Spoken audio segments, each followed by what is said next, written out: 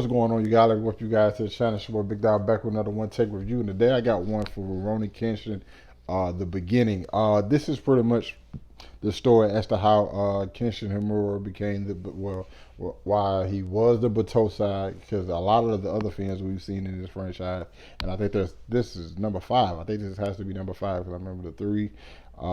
Then you had the final that came out not too long ago, and this is called the beginning. You probably think, why does the beginning come out after the final? Because this pretty much like it kind of feels like a CD. You know what I'm saying? You know when you take a CD out and you put a CD on, and if it's like a well-made CD and it's like an album or something like that, it plays and like you can just start over from the beginning. That's what kind of what this feels like, because this one is showing Kenshin's time as the Batosai the manslayer. Because you notice like a lot of times on the other times when you see Kenshin fight, he use the reverse blade sword. So whenever he attacks anybody, you never see like the blood or anything come from it. That's not the case with this one. This one, like, there's a scene like pretty early on where like he's taking out a group of men, and like you see the blood slashes and how he used to really get down before he like took the vow of no more killing, and we see why he took that vow and everything. You know what I'm saying? It's just like the whole build up as to like what we know about Kenshin Himura as the Batosai, and who he became as the Wanderer. You know what I'm saying? So I thought this film was just as good as the other ones. Like, this franchise is completely awesome. It's probably one of the best franchises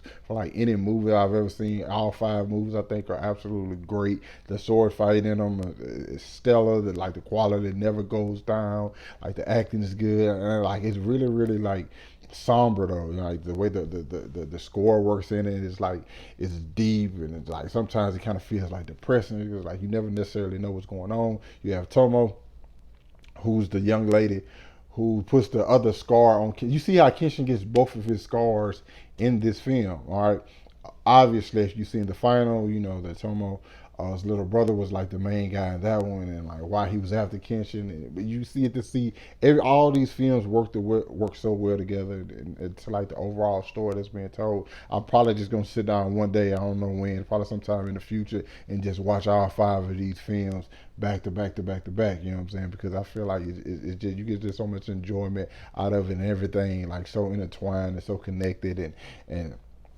so much emotional weight towards all the characters. And and this one just, you have Kenshin's not necessarily a bad guy. He's just like trying to create a different world, and the only way to do that is to take out the Shogun's men, and that's what it's about. Like, he doesn't care who he who he's taking out, because he has a purpose. But like the people he's taking out, if they have a sword and they're the Shogun man, there's no hesitation on it. He's killing them, and that's how he meets this young lady. And I won't go deep in the details about the story, but like if you know the story, like with RUROUNI KENSHIN, you know exactly what happened with her, why they met, and everything.